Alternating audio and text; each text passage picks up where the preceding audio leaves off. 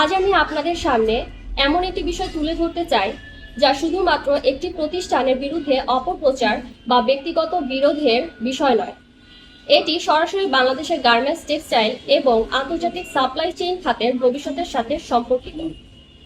আপনারা সবাই জানেন, বাংলাদেশ গার্মেন্টস শিল্প আমাদের অর্থনীতির অন্যতম প্রধান ভিত্তি।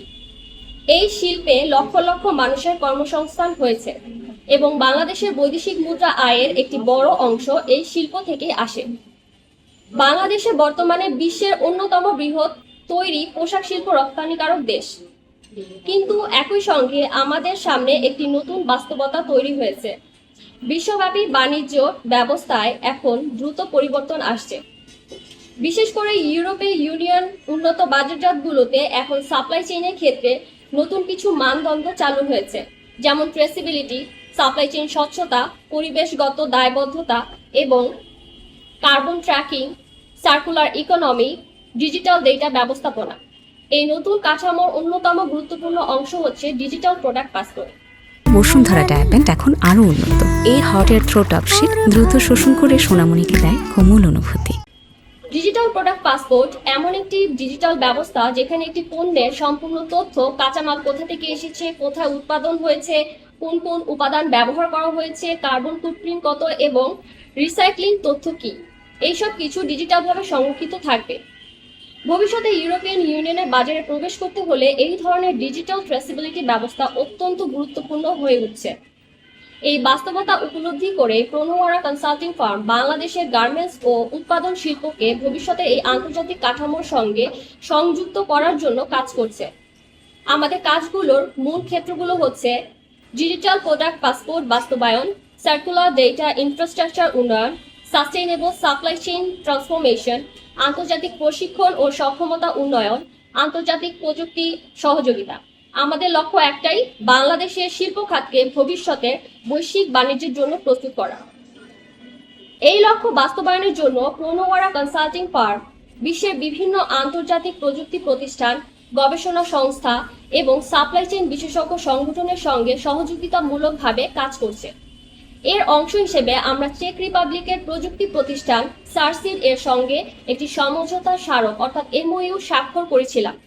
এই সহযোগিতার উদ্দেশ্য ছিল বাংলাদেশের সাপ্লাই চেইন প্রযুক্তি, ডেটা অবকাঠামো এবং ডিজিটাল ট্রেসিবিলিটি ব্যবস্থাকে শক্তিশালী করা।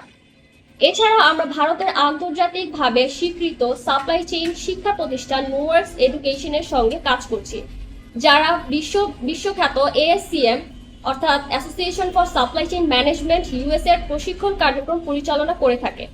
এখানে একটি অত্যন্ত গুরুত্বপূর্ণ বিষয় উল্লেখ করা প্রয়োজন। বর্তমানে বিশ্বের 30টি দেশের সাথে আমরা ডিজিটাল প্রোডাক্ট পাসপোর্ট প্রযুক্তি সমাধান প্রদানকারী প্রতিষ্ঠান হিসেবে ইতিমধ্যে প্রণোয়ারা কনসাল্টিং ফার্মের সঙ্গে সমঝোতা স্মারক এমওইউ স্বাক্ষর করেছে।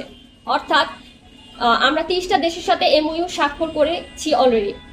এই আন্তর্জাতিক সহযোগিতাগুলো স্পষ্টভাবে প্রমাণ করে যে প্রণোয়ারা কনসাল্টিং ফার্ম বর্তমানে বাংলাদেশের প্রেক্ষাপটে ইউরোপিয়ান ইউনিয়নের ডিজিটাল প্রোডাক্ট পাসপোর্ট ডিপিপি উদ্যোগকে এগিয়ে নেওয়ার ক্ষেত্রে একটি অগ্রণী ভূমিকা পালন করছে। এই অংশীদারিত্বের মাধ্যমে আমরা বাংলাদেশের গার্মেন্টস ও উৎপাদন শিল্পকে ভবিষ্যতে ডিজিটাল ট্রেসিবিলিটি, সার্কুলার ডেটা ব্যবস্থাপনা এবং বৈশ্বিক কমপ্লায়েন্স কাঠামোর সঙ্গে যুক্ত করার জন্য কাজ করছি। কিন্তু অত্যন্ত দুঃখজনকভাবে আমরা লক্ষ্য করছি যে আমাদের এই আন্তর্জাতিক কার্যক্রমকে বাধাগ্রস্ত করার জন্য পরিকল্পিতভাবে অপপ্রচার চালানো হচ্ছে। আমাদের কাছে থাকা তথ্য ও প্রমাণ অনুযায়ী এই দুই ব্যক্তি, একে মইনুল ইসলাম নবীন এবং নাফিসা আফরিন চৌধুরী শেফা, আমাদের আন্তর্জাতিক পার্টনারদের কাছে মিথ্যা ও বিভ্রান্তিকর তথ্য প্রদান করে। এর ফলে একটি গুরুতর ঘটনা ঘটে আমাদের সাথে।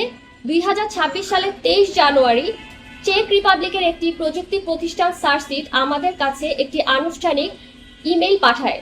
সেই মেইলে তারা জানায় যে পূর্বে স্বাক্ষরিত এমওইউ বাতিল করার সিদ্ধান্ত নিয়েছে এবং ভবিষ্যতে আমাদের সঙ্গে প্রতিষ্ঠানের সঙ্গে কোনো ধরনের ব্যবসায়িক যোগাযোগ তারা বজায় রাখবে না।